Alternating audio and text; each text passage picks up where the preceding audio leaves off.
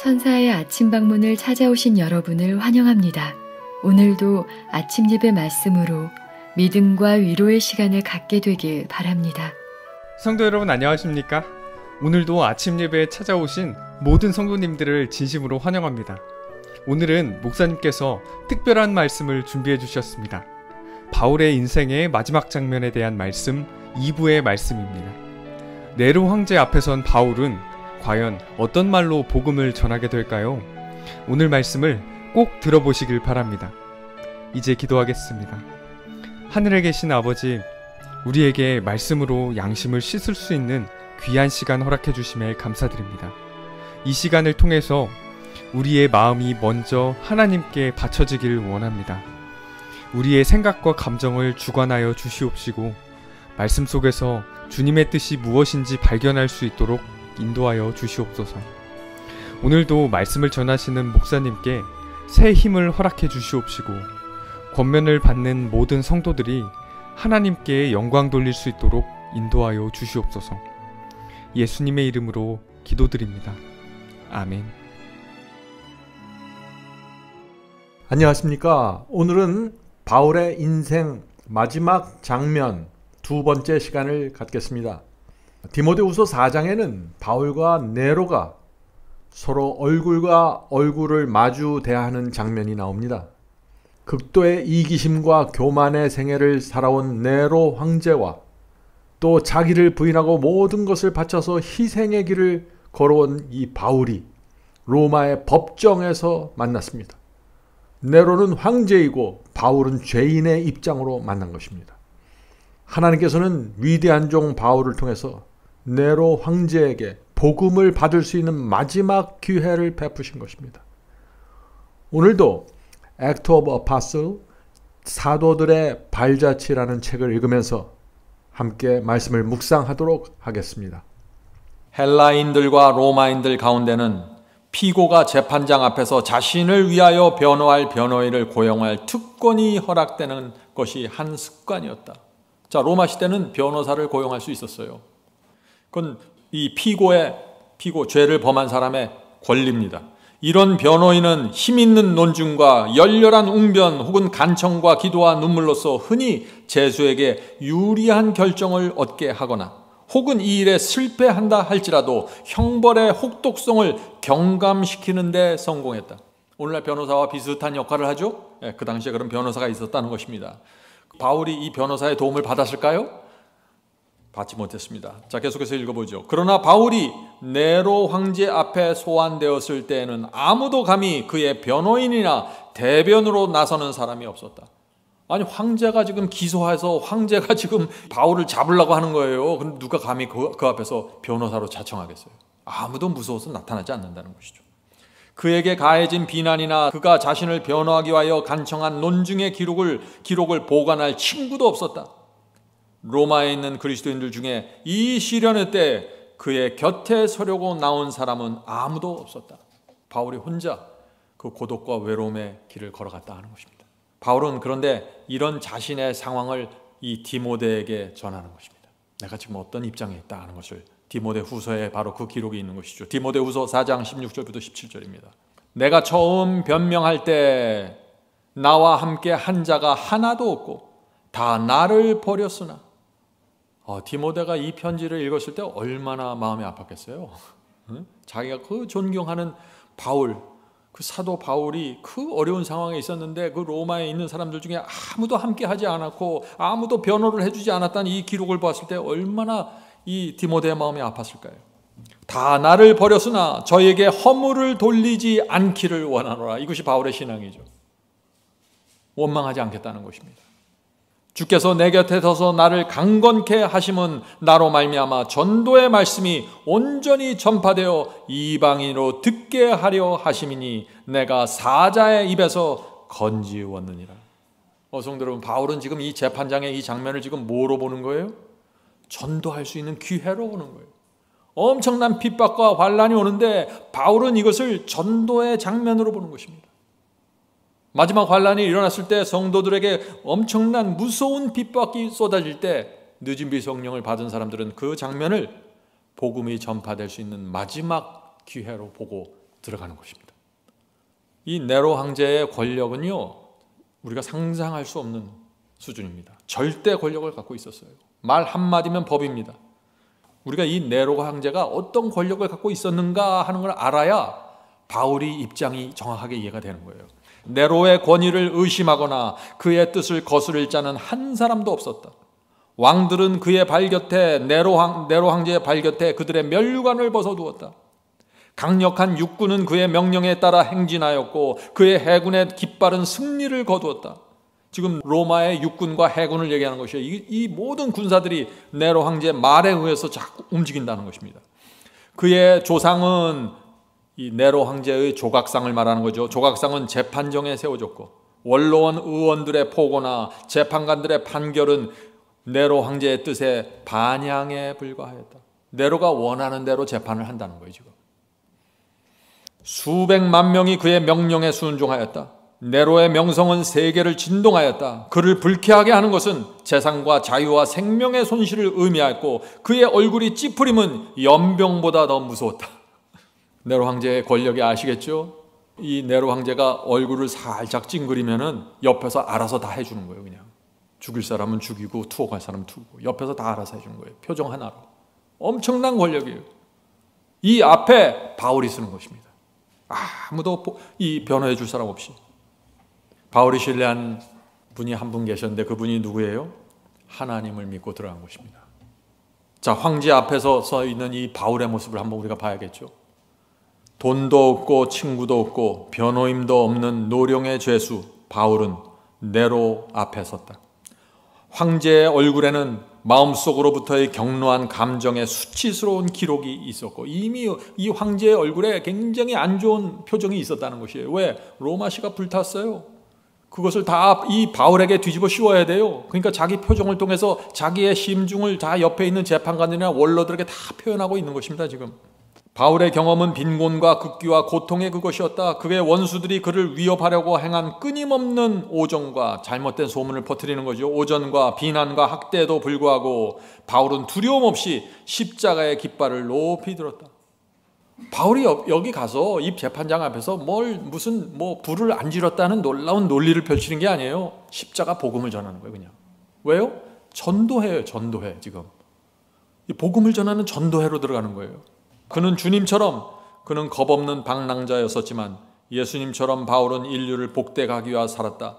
변덕스럽고 성 잘내고 음탕한 폭군 네로가 어떻게 하나님과 아들의 품성과 동기를 이해하거나 평가할 수 있었겠는가? 계속 읽겠습니다. 넓은 법정에는 열심히 있고 침착하지 못한 군중들이 운집하여 일어날 모든 것을 보고 듣고자 앞으로 모여들었다. 자, 법정에 많은 사람들이 모여들었다는 것이에요. 바울이 어떻게 대하는지, 어떤 태도로 지금 자기를 변호할지 사람들이 궁금한 것입니다. 높은 사람들과 낮은 사람들이 다 거기에 있었고 부자와 가난한 사람, 학식 있는 사람과 무식한 사람, 거만한 사람과 겸손한 사람이 모두 다 같이 생명과 구원의 길에 대한 참 지식이 부족했다. 진리를 모르는 사람들이 다 모여 있는 거예요. 유대인들은 바울에게 소요와 이단이라는 해묵은 비난을 퍼부었고 유대인과 로마인은 모두 바울을 로마 도성에 불을 지르도록 선동하였다고 고소하였다. 그에게 이런 비난이 역설되는 동안 바울은 계속 침착함을 유지하였다. 백성들과 재판관들은 놀라움으로 그를 바라보았다. 그들은 많은 신문에 참석하여 많은 죄수를 보아왔으나 저희 앞에 있는 이 죄수처럼 거룩하고 침착한 모습을 가진 자는 결코 본 적이 없었다. 이 사람들은 이 바울의 얼굴과 표정과 태도에서 어떤 죄의 흔적과 비겁함을 보지 못했다고 하는 것입니다. 다른 죄수들하고는 너무나 달랐다는 것이죠. 재판관들의 예리한 눈들은 죄수들의 얼굴의 표정을 보고 그들의 죄상을 알기에 익숙했지만 바울의 얼굴에서 범죄의 어떤 증거도 찾지 못하였다. 바울이 자신을 위하여 변호하도록 허락을 받았을 때 모두 깊은 관심을 갖고 귀를 기울였다. 이제 바울이 변호사가 없으니까 자기가 자기를 변증하는 것이죠. 바울이 무슨 말을 할까? 사람들은 다 기울을 거렸다는 것입니다. 기소당한 바울이 법정에서 이제 자기가 변호를 하는 것입니다. 말씀을 읽겠습니다. 바울은 의아해하는 군중 앞에서 십자가의 깃발을 높일 수 있는 기회를 가지게 되었다.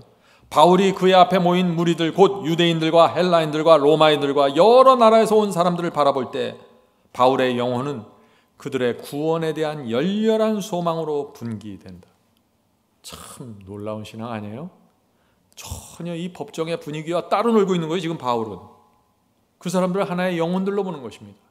네로도 영혼이고 원로원도 영혼이고 재판관도 영혼이고 수많은 유대인들과 자기를 죽이려고 하는 사람들이 다 영혼들이에요. 바울은 자기에게 지금 이 재판이 사형을 언도하려고 지금 재판관이 다 준비가 되어 있는데 영혼들을 보는 것입니다. 그래서 설교하는 거예요. 설교. 자, 바울이 무슨 설교를 했는가? 바울은 그를 둘러싼 위험들과 매우 가까운 것처럼 보이는 무서운 운명을 보지 않는다. 자기 앞에 있는 그 장면을 보지 않고 그 너머를 본다는 것입니다. 그는 죄인들을 위하여 하나님 앞에 단언하시는 중보자 예수님만을 바라본다. 예수 그리스도의 피로 구원을 얻어야 될 이 영혼들을 보는 거예요. 그리스도의 중보, 하늘 성소에서 이루어지는 그리스도의 중보를 보는 것입니다. 참 놀라운 이게 계시예요. 이게 계시의 눈으로 보는 거예요. 인간의 웅병과 능력 이상으로 바울은 복음의 기별을 제시한다. 그는 청중들에게 타락한 인류를 위하여 마련된 희생제물을 가리킨다. 그는 인간의 구속을 위하여 무한한 대가가 지불되었음을 선언한다. 인간이 하나님의 보좌에 동참하도록 만반의 준비가 갖추어져 있다. 천사들로 말미암아 땅은 하늘과 연결되고 사람들의 행위는 선악간에 무한하신 재판장의 목전에 드러난다. 지금 이게 무슨 장면이에요? 너희들이 나를 지금 재판하기 위해서 이렇게 모여 있는데 사실은 너희들이 하늘 법정에 지금 다 참여하게 돼. 너희들이 결국 심판받게 될 거야. 지금 그 얘기를 하는 거예요. 사람들이 기가 막혔을 거예요. 바울은 지금 이 사람들 앞에서 그리스도의 희생과 중보하시는 은혜를 얘기하면서 모든 사람의 행위는 하나님의 심판대 앞에 가서 심판받는다는 걸 선포하는 것입니다. 이들의 양심 속에 성령께서 파고드는 호소를 주시는 거죠. 이때 자, 바울의 설교를 듣는 재판장의 분위기 어땠을까요? 충실하지 못하는 자들 가운데서 충실하고 불충성한 자들 가운데서 충성하는 바울은 하나님의 대표자로 쓴다. 충실하지 못한 사람들이에요. 초대교회 충실하지 못한 사람들이 다 떠나가 버렸어요. 불충성하는 사람들이 다 떠나갔어요. 근데 바울은 하나님께 충성하는 사람으로 하나님의 대표자로 지금 여기에 참여했다는 것입니다. 그의 음성은, 바울의 음성은 하늘의 음성과 같이 들려졌다. 말에나 외모에 두려움도 슬픔도 낙담도 없다. 무죄함을 의식함으로 굳건하고, 자기는 무죄하다는 것이죠. 양심이 떳떳하니까. 불을 지르지 않았잖아요. 남을 선동하지도 않았고 양심이 깨끗한 거예요. 무죄함을 의식함으로 굳건하고 진리의 갑옷을 입은 그는 그가 하나님의 아들임을 기뻐한다. 그의 말은 전쟁의 부르짖음이 들리는 승리의 함성과 같다. 그는 그가 일생을 바친 사업이 결코 실패할 수 없는 유일의 사업임을 선언한다. 지금 자기가 죽어가는 그 사형을 선고받기 전인데 자기는 승리할 것을 확신하면서 지금 설교하는 것이죠. 비록 그는 죽을지라도 복음은 죽지 아니할 것이다. 하나님은 살아계시고 그분의 진리는 승리할 것이다.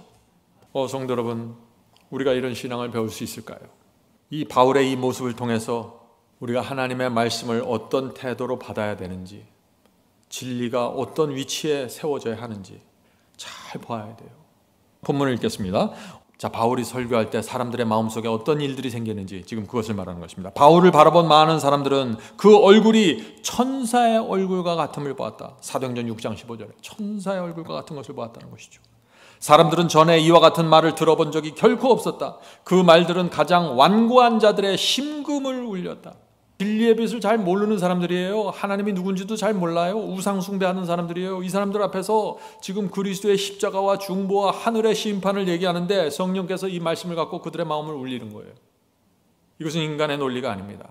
성령께서 그들의 양심을 책망하시는 것이죠. 분명하고 확신을 주는 진리는 오류를 무너뜨렸다. 후에 즐거움으로 이 빛을 따른 많은 사람들의 마음에 빛이 비추었다. 그날에 말해진 진리는 열국은 흐르고 모든 시대를 통하여 살아남을 것이며 그들에게 말한 입술이 순교자의 무덤에서 잠잠하게 될 때 사람들의 마음에 감화를 끼칠 것이었다. 바울은 결국 사형을 받고 순교해서 무덤에 들어가죠. 그러나 그의 설교는 계속해서 남아 있었다는 것입니다. 그 재판정에서 그들이 받았던 감화와 감동이 그들 마음속에 남아 있어요. 진리가 무엇인지 정확하게 몰랐지만은 이들이 바울의 저 표정과 저 태도와 저 신앙이 도대체 어디서 오는 것인가? 하나님은 정말 살아계신 분이 아닌가? 도무지 우상 숭배자들 속에서는 볼 수 없는 그런 신앙의 모습이 나온 것입니다. 그때 네로 황제도 그 설교를 들었을까요? 그렇습니다. 네로는 어땠을까요? 네로 황제는. 네로는 이때 들은 진리를 일찍이 들어본 적이 결코 없었다. 네로 황제 주변에는 전부 원로들이고 학자들이고 우상 숭배자들이고 아부하는 사람들로 가득 차 있었어요. 네로 황제 주변에. 네로 황제 주변에 어떻게 바울과 같은 위대한 사람이 있을 수 있겠어요? 한 번도 본 적이 없는 모습을 보는 거예요, 지금 네로 황제가. 자신의 생애의 중요한 제약이 그에게 그처럼 나타난 때는 결코 없었다. 이게 다 네로 황제가 세팅한 거거든요, 이게 전부. 자기의 죄악이 다 드러나는 거예요, 지금 바울의 설교를 통해서. 하늘의 빛이 죄로 더럽혀진 네로 황제의 심령을 꿰뚫었으며 그는 세계의 지도자인 그가 마침내 고소를 당하여 그의 행위가 공의로운 보응을 받을 심판을 생각하고 두려워 떨었다. 지금 재판장에 끌려나간 건 바울인데 바울은 떨지 않고 오히려 네로 황제가 떨었다고요. 자기가 나중에 하늘 심판대 앞에 설 것을 지금 생각하면서 떨고 있는 것입니다. 네로는 사도의 하나님을 두려워하여 아무런 증거도 없이 고소당한 바울에게 감히 형을 내릴 수 없었다. 두려운 느낌은 한동안 그의 피에, 바울의 피에 굶주린 정신을 제지시켰다. 그래서 처음 재판장에 끌렸을 때 네로가 이 재판장에서 사형을 선언할 수 없었습니다. 그래서 일단 감옥소에 넣고 다음으로 밀어버린 거죠. 그만큼 네로가 두려움을 느꼈다는 것이죠. 성도 여러분, 지금 재판장에서 어떤 일이 생긴 것입니까? 바울이 재판을 받으러 들어갔는데 그 자리에서 수많은 사람들이, 그 자리에 모여있는 유대인, 헬라인, 로마인, 황제 다 앞에서 하나님의 심판 밑으로 들어가고 있는 것입니다. 무슨 얘기인가? 진리가 정확하게 선포되면서 성령께서 역사하실 때 그때 굴복하지 않은 사람들은요 다 떨어져 나가면서 하늘 심판 때 그대로 올라가게 되는 것입니다. 은혜의 시간이 맞춰지는 거예요. 어떤 사람들은. 무서운 일입니다. 하늘의 심판이 지나가고 있는 장면이에요. 한동안 범죄하고 그 마음이 완고한 네로에게 하늘이 열렸다. 하늘의 평화와 순결이 바람직하게 보였다. 그 순간 은혜의 초청은 네로에게까지도 확대되었다. 그러나 용서를 바라던 생각은 일순간에 불과했다. 양심의 가책을 느꼈어요. 성령의 호소를 들었습니다. 그런데 그것은 일순간에 그냥 지나쳐 버렸다고요. 그는 바울을 다시 그의 토굴로 데려가라는 명령을 내렸으며 하나님의 종에게 토굴의 문이 닫혀졌을 때 로마 황제에 대한 회개의 문도 영원히 닫혀졌다. 하늘에서 온 빛이 다시는 그를 둘러싼 흑암을 꿰뚫지 못하였다. 성도 여러분, 하나님의 은혜의 초청만 있는 것이 아니에요. 사탄도 옆에서 같이 활동하는 것입니다. 네로가 이 빛에 집중하지 못하도록 즉시 사탄이 와서 어둠으로 또 에워싸는 것이죠. 그래서 빛이 왔을 때 중요한 것입니다. 빛이 오고 성령께서 호소하실 때 그때 굴복하는 사람들, 그들이 하늘의 문을 열게 되는 것입니다. 얼마 후 네로는 하나님의 응보의 심판을 받아야 했다.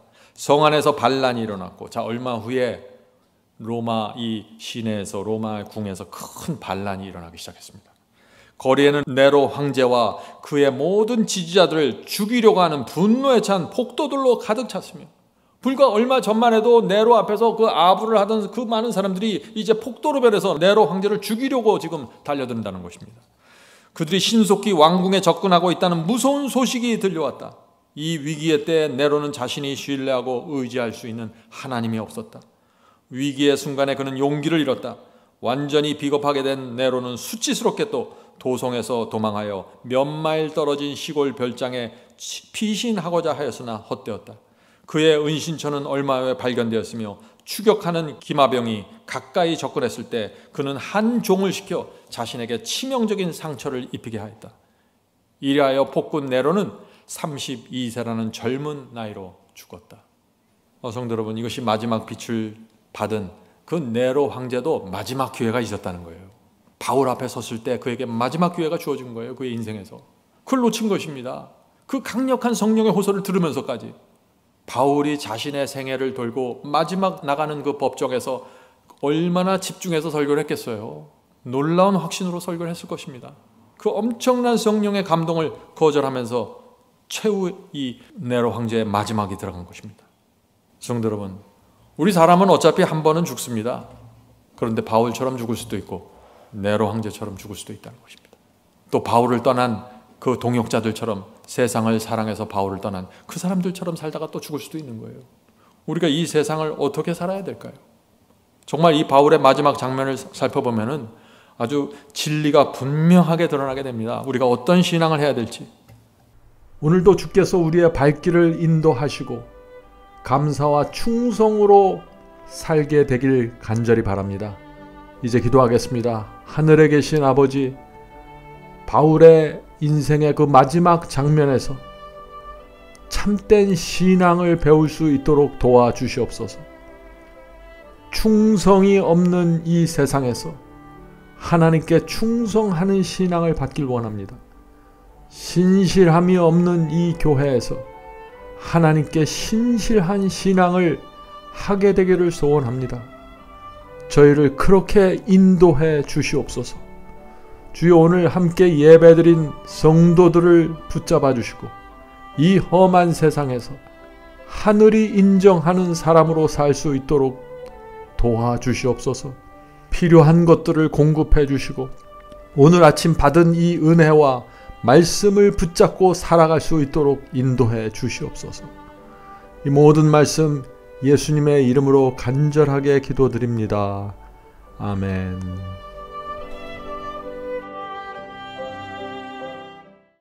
성도 여러분, 마지막 사명에서는 아침 예배 채널을 유튜브에서 별도로 운영하고 있습니다. 아침 예배 채널에서는 매일 새벽 4시에 예배 영상이 올려지고 있으며 특별히 아침 9시에 예배가 진행됩니다.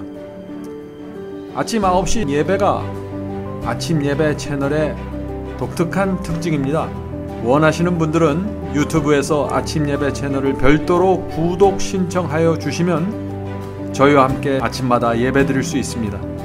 매일 아침마다 하나님의 말씀으로 저희 모두가 주 앞에 나와 예배 드리는 신앙으로 함께 나가게 되길 간절히 바랍니다. 감사합니다.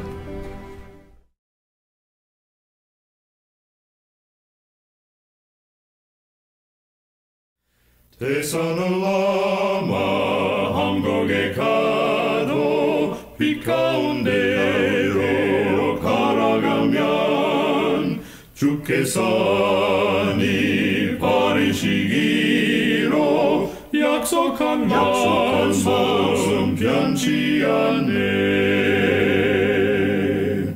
하늘의 영 그 밝은 빛이 내 영혼 속에 자고 남지네. 할렐루야, 널 기뻐하며 주 이름 높이 찬양하리.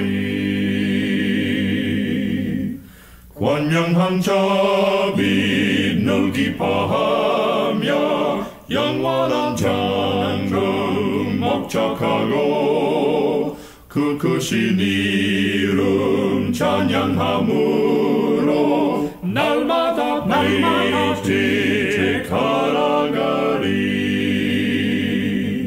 하늘의 영광 그 밝은 빛이 내 영혼 속에 자고 남지네. 할렐루야, 널 기뻐하며